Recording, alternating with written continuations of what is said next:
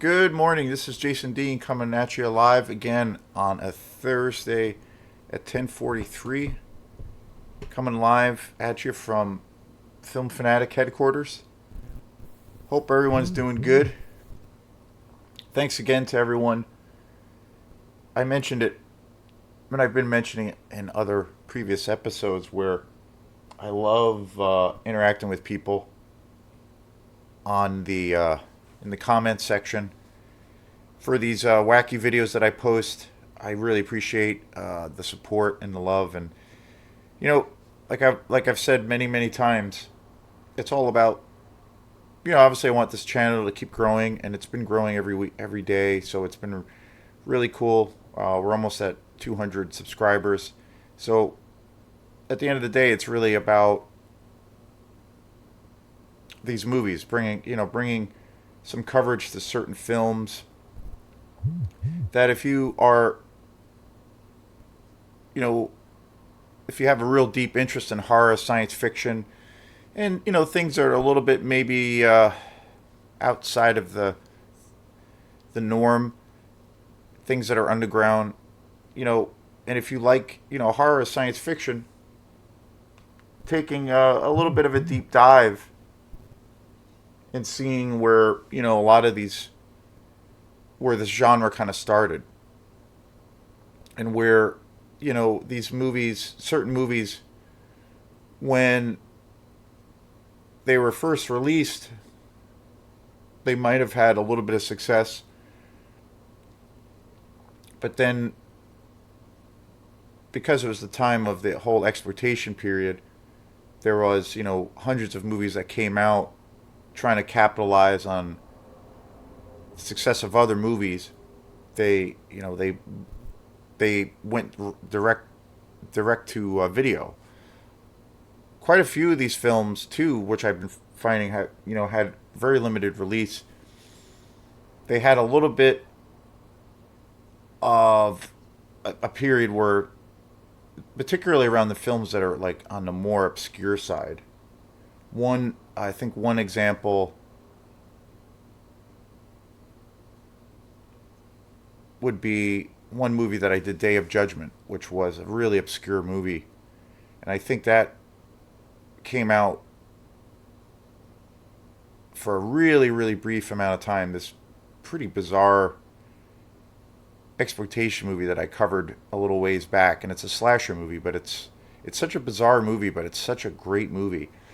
But it had, I think that's a good example of that, where it came out and it had a little bit of a buzz around the film when it came out, but then it went into like total obscurity. Never heard of it. Happened to come across it, and I bought it on Blu-ray, and I was just totally blown away by it. And I really enjoyed it. And again, it's an older film, so it's like and seeing where the trajectory of a lot of these films, and now now you can see them and get really great high quality versions of these films. It's so awesome. And it's always that taking that deep dive. I just think it's super cool. I was just thinking about it. I think about it, that deep dive aspect, and lots of different aspects. Whether there's a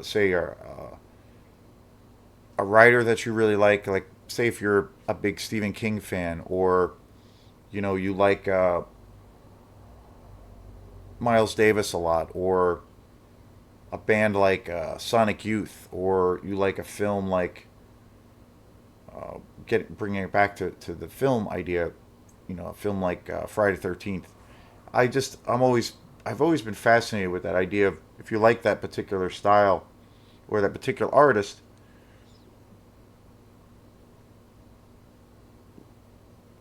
try to check out things that influence that particular artist. That's I think that's it's a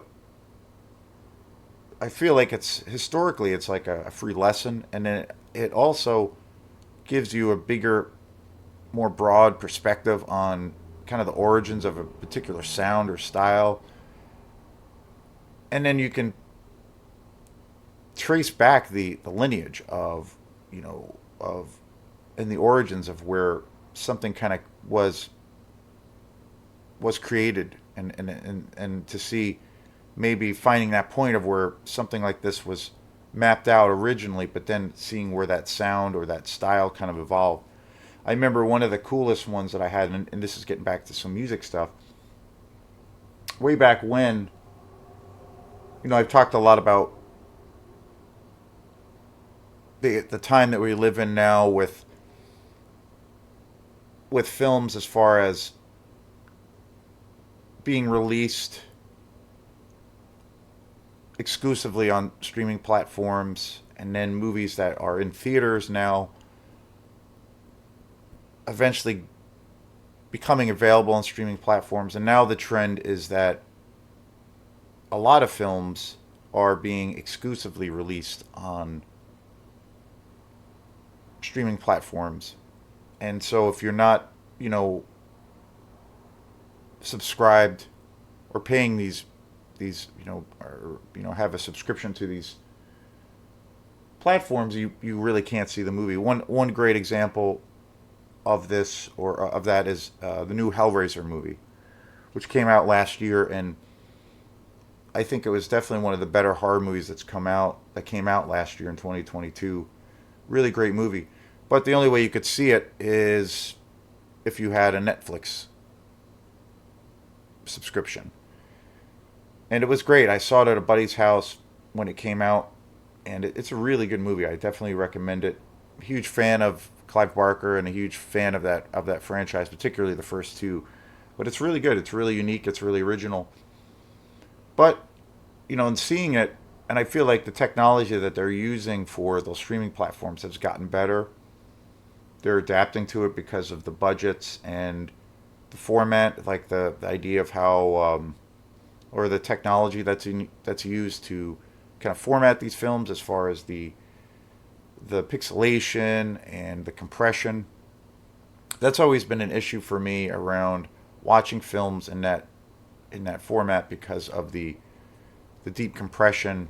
And again, I don't really know exactly the nuts and bolts on how those things are done, but from what I've read and just my impression too, from watching lots of films and seeing, and I feel like I have a pretty good eye as far as quality control, and I think it's due to I've had a lot of experience working on music projects and recording projects, and really kind of diving into the producing aspect as far as quality. And as far as movies go, same thing. I've seen tons and tons of movies over the years in theaters. I've seen lots of films where occasionally I've gotten to see films where it's the original theatrical cut or director's cut, and it's from the original negative. And I've also seen tons of regular movies that come out into the theater, and also seeing them streaming. And then I've also seen, due to my collection of films, seeing really great quality versions of the films on Blu-ray, which I eventually have, for my own habits, have shifted towards. One of the biggest examples too for me, when I was really not a big fan of the streaming services, as far as just from a quality perspective, was Ari Aster's Hereditary. Fantastic horror movie that's, I think, one of the best horror films that's come out in the last 10 years. I didn't get to see it in the theater, but I did see it initially. I saw it on DVD. And then eventually I saw it again on Blu-ray.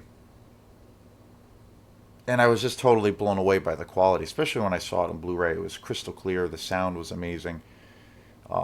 It was, it was definitely a film I wish I could have gotten to see in a good theater setting, but it was pretty darn close to that, I felt, because I have a pretty decent system here at my house. I have a pretty good flat screen TV, and I have a Blu-ray player that's also a DVD player. I have a surround sound system with a subwoofer, so it can really, sometimes it depends on the movie and the way it's formatted, but for the most part, a lot of the films I have really give you, I feel at least from my perspective, really give you that theatrical impression of, or give you that real strong feeling of total immersion, and it's really really close. And I've also had that too, where I feel in some ways watching it on, with certain particular movies, for sure, where it can be almost better than seeing it in the theater, depending on the theater, because of the way the movie is mastered. But for Hereditary, like I said, I first saw it on DVD, was really blown away by that film, and then I saw it again on Blu-ray, and that's a movie I've seen probably about 3 or 4 times, and every time I see it, I enjoy it more and more. I get something more out of it because it's a very there's a lot of cool, interesting layers to that film, and at the core of that film, it's a like a melodrama. It's really about it's really a movie about a family, and but put in a environment that's a horror story. So there's a lot of layers, a lot of complex little subtle things, and I've noticed, that's one of the things I love about that movie is I notice more and more things every time I see that film. But anyway, so the second time I saw it on Blu-ray, and I really fell in love with the movie even more. And then I watched it at a friend's house a few weeks after that, and we watched it on Netflix. And I realized that the quality wasn't. I felt, again, personally, this is my opinion, but I felt the quality was really condensed, and everything felt compressed. Like when there were scenes where it got pretty dark visually and literally, it was really hard to see, and the sound and the overall picture just felt like everything was really compressed. So felt like the pixelation was off and the sound was off. So I've always had reservations about things like that. I think it's gotten better. When I watched Hellraiser, the one that came out this or last year, because that's exclusively a movie now, and that's been a trend where now a lot of these companies, Disney Plus, Hulu, Netflix, Peacock, there's a thousand different companies, but a lot of these companies, HBO, they are you know creating their own content, which I think is really really cool. But even seeing Hellraiser, which I thought was really good, and it was still, and I noticed from a from what I perceive to be the technology of how that film was created, especially for that format, I felt there were definitely improvements, but it still lacked that. I felt it still lacked um, that punch that you would get from seeing it on Blu-ray with the overall dynamic of the film, and it definitely would have been a film I would have loved to have seen in the theater. I think it would have been really great. I'm looking forward to watching that again on Blu-ray. It probably won't be put in the theaters, but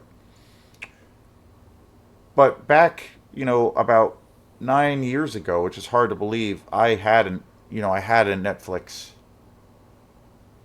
account, and I used to get Netflix. It was probably a few years after Netflix had started, so it was a few years back. But I used to use it, and it was cool. Like, you were able to order. It was back too.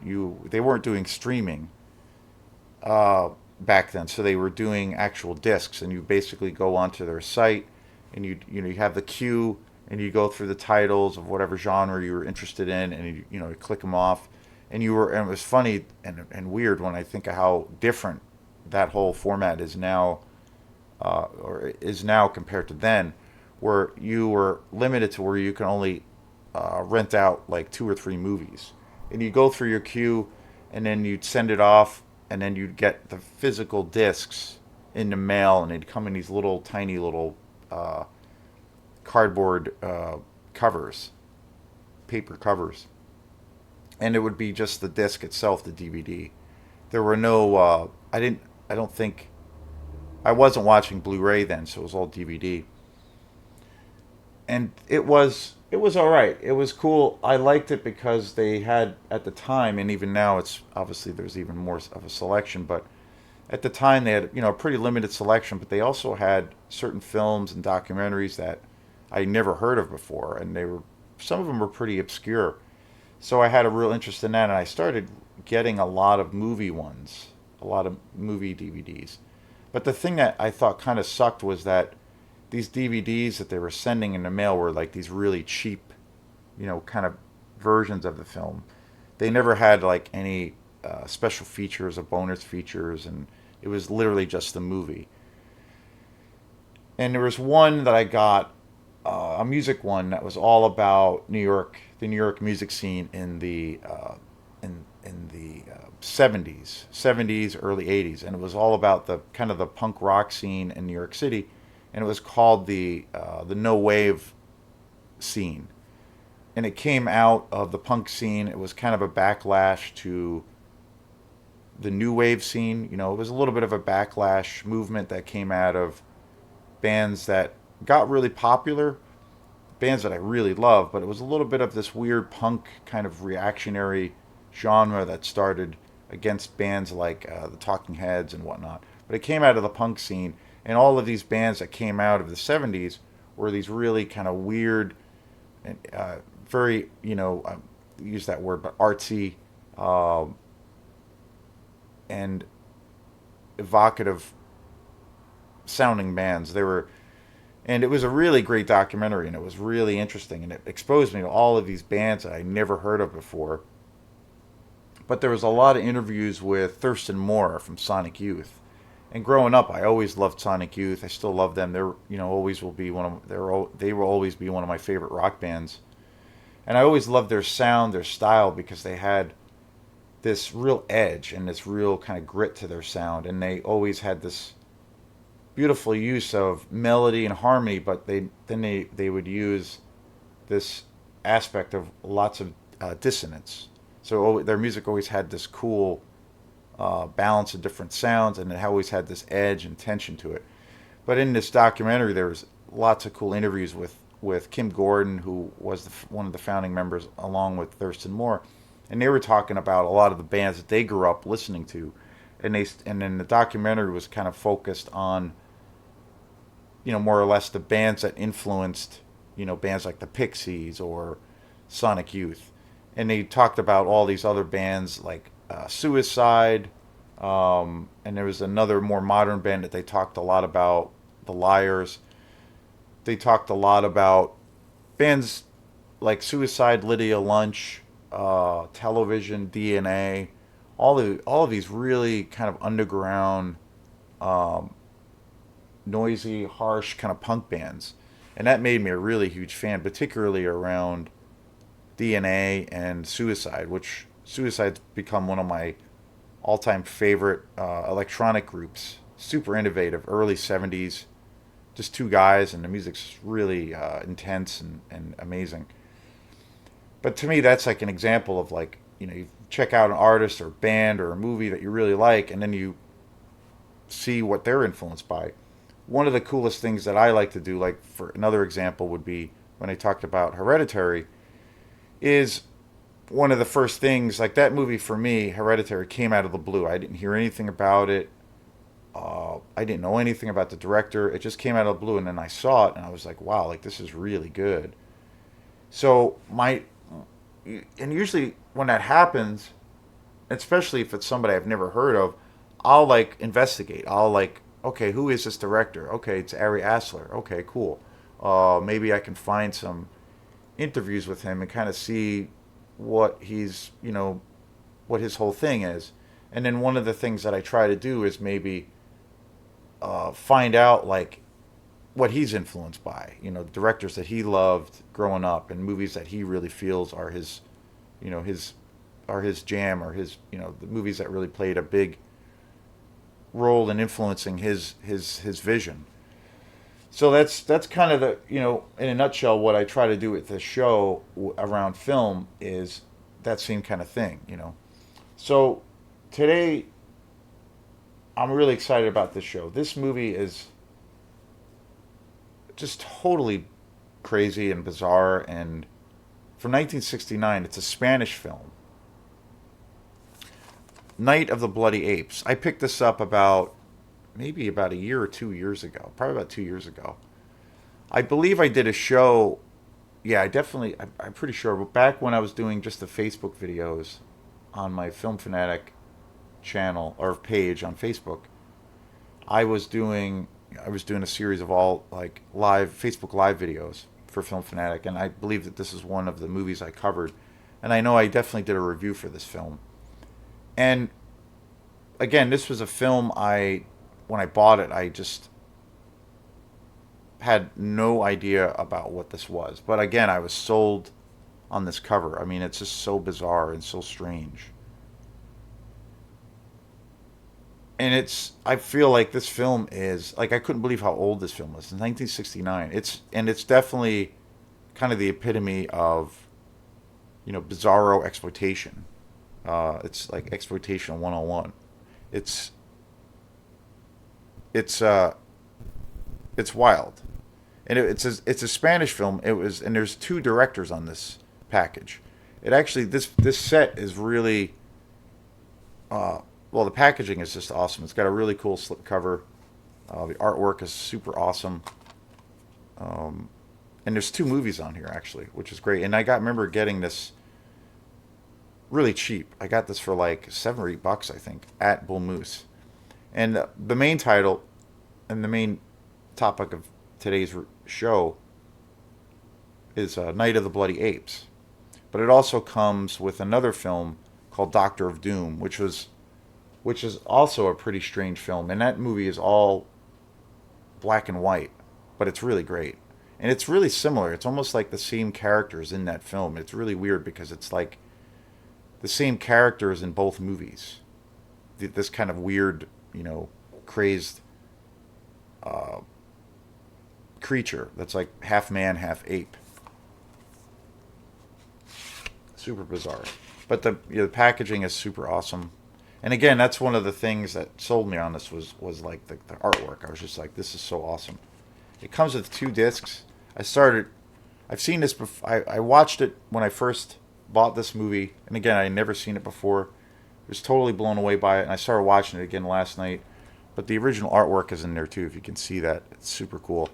I'm a sucker for original artwork. I love, there's the pulp quality of it. I have a good friend of mine who told me recently that he's been doing for a side job. He's been selling these books. He made a connection with this guy who is a lawyer who lives out of state, and he set up this Instagram page, and he also set up this account to try to sell a lot of his, sell a lot of stuff that he's been trying to get rid of. But he acquired, this guy in particular acquired all of these great science fiction horror books, but they're all like these like weird grindhouse pulp centered stories. All kinds of weird bizarro covers. They just have this real gritty quality, like highly sexual. Just all the like classic exploitation material. And to me, that's why I love these movies so much. It's the same exact genre in a lot of ways. There's also a bonus disc on here. There's 2 versions of these films. There's a DVD, and then that's got both movies on it. And then it also comes with the Blu-ray, which has tons of special features on here. Lots of cool interviews. There's a real interesting documentary about the filmmakers. And again, it was one of those things like I never seen this film. It's got this great packaging. I mean, it's just so cool. And again, it's one of those things I had never seen this film before and didn't know anything about this this director or these directors, and such a cool discovery. And I was sold on it by, well, the price was pretty out of sight, and it just looked just super bizarre and super interesting. And there's a really great interview with a guy who is a Spanish writer, and he talks exclusively about the careers of these two filmmakers that were involved with these films, Rene Cardona and Harold Intrater. The only unfortunate thing with these films, they're both Spanish films, and it's hard to believe they came out in 1969, because I started watching this again last night. And it's been a while since I first saw this film, and I forgot, like, and it always blows me away. Same thing when I've talked about Herschel Gordon Lewis, one of my favorite exploitation directors, an American director. Where when I watch a lot of his films too, and where Blood Feast and 2000 Maniacs, when I think that some of those films were made in the 60s, and also like a move. This is another like example. When I see these films, like this is 69, and I see that these films are made, how old they are, like over 50 years old, and just how gory they are, and just how graphic. Um, and when I started watching this again last night, I was just like, holy crap! Like I forgot how considering when this came out, just how graphic it is, and bloody, and kind of a brutal movie. There's a scene in it where,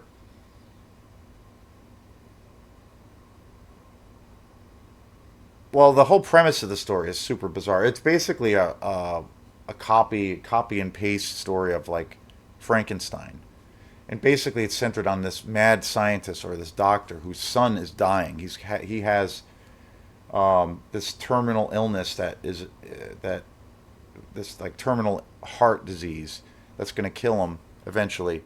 But he's this crazy, eccentric scientist. So he has this idea to he does all of these experiments. He even has a character in the story that's modeled off of, well, it's obviously Dr. Frankenstein, but then there's like an assistant that he has in the film who's basically his Igor, is like he's modeled off of that, and he's just like weird assistant that's will do anything that he asks basically.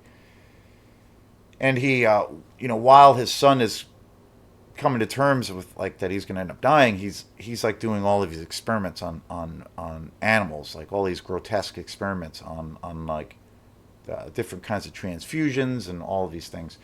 But he has this ape, and then he decides that the solution to saving his son is to basically take the heart of this ape and do this implant, and give him this heart of an ape in order for him to survive.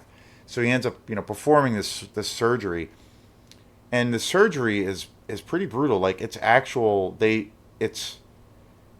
pretty wild. Like you can tell right away. But I think it just adds a lot to the film, and just. But they actually use real live heart surgery in the film. There's they have, you can see it when it's cut, because it's so incredibly low budget, this film. Like um, I mean, it kind of feels like it was made for maybe a couple $1,000, but you can see it. You can actually see it in the film of where they cut to these real scenes of heart surgery, and it's pretty brutal. Like they show the whole thing, and after they have the surgery, he ends up coming back. He saves his son, but his son comes back as this like demented beast, and he ends up developing this ape head, and he becomes this hybrid of an ape versus an ape with a combination of still being human. But he has all of these like crazy animal instincts, and he breaks free and goes on this rampage. But there's a scene of where he like rapes this girl, and it's like there's blood spewing everywhere. And there's a scene of where he attacks this guy, and he rips the guy's throat out, and they show it, and it's pretty brutal. Like I forgot how brutal this movie is, and considering again, '69, it's like it's wild. It's wild. The transfer of this film is great, and the music is great. The only thing that is disappointing is that there isn't a Spanish version of the film. Like there isn't. You can only watch it with. You can only watch this. The English version is the only one that's available. It would have been really great to have seen it in its original language and then watch it with English subtitles. Because I'm a big fan of that, especially when that's an option. I have a lot of foreign films, and most of the time, and these are definitely foreign films. Most of the time, you can, you know, you have that option for a lot of films. You can watch the Spanish version or watch the German version and watch it with subtitles. And I've always seen, from my experience watching foreign films that way, I've never had a problem. A lot of people have hang-ups about watching foreign films because it involves reading, with subtitles. But it's never really bothered me. But I always notice too when you watch the American version, like a dubbed version. I love watching dubbed versions of films because it just adds this like ridiculousness to the film, and it kind of makes it more of a campy thing. And in some ways it's really cool. But I know for like a film that actually has like a story and a certain kind of narrative to it, uh, the translation gets pretty messed up, and it's usually off. And I've done that before, where I've watched a dub version of a film and then watched the original uh, language version of the film, and the story is quite a bit different. The, a lot of the times I notice the translation of the story gets lost, and for certain films that might have a little bit more quality of a story, it gets lost. But this film, unfortunately, does not have that. Only has the American dub version, but it's still awesome. And one of the directors, Rene Cardona, he was a director, pretty famous person for within the world of the exploitation world in Spain, and in particularly in the 60s. He was a pretty famous director. He was also an actor, producer, and film editor. And the period of films like this is referred to as like kind of the golden age of Mexican cinema. So super interesting, super obscure. Uh, it's an incredibly bizarre movie, but super interesting. A whole nother world or genre that I was never aware of. And the other director, Gerard Intrader, um, he was a producer and director, and he made quite a few movies. He made Naughty New York, which was like 1957, which I've never seen. Judging from that title, it totally sounds like some kind of weird sex exploitation movie. So maybe at some point I'll see that. He also made The Orgy at Lil's Place, which is 63. And another film, Stripperama, which came out in 1953. So that obviously sounds like that's a sex exploitation film. And like what I've talked about, where a lot of these directors and producers, when they kind of got their start, and then they eventually got into exploitation movies, and then they got eventually into horror films, a lot of these guys, got their start working in sex films, or nudie films they used to call them, and they were in the 50s. A lot of these films came out in the mid 50s to late 50s. One classic example of that is Dave Freeman, who was the producer on and who worked for a long time with Herschel Gordon Lewis. And they both, and especially Dave Freeman, he got his start in the industry basically making these like sex films, where they were basically like early versions of porn, like softcore porn. And then eventually they got more explicit, but then he eventually got into making horror films and started making these films with Herschel Gordon Lewis, who also had a background in the early 50s, with making these exploitation movies and making these sex exploitation movies. And from what I gather with these guys, it was kind of the same thing, the way they kind of got into the genre and got introduced and kind of developed their sound. And I always think it's super interesting and cool that, like, how that evolved, and then you can still see that influence of the way they use, the graphic nature of a lot of their films, and also uh, the way sex is captured. You know, I wouldn't.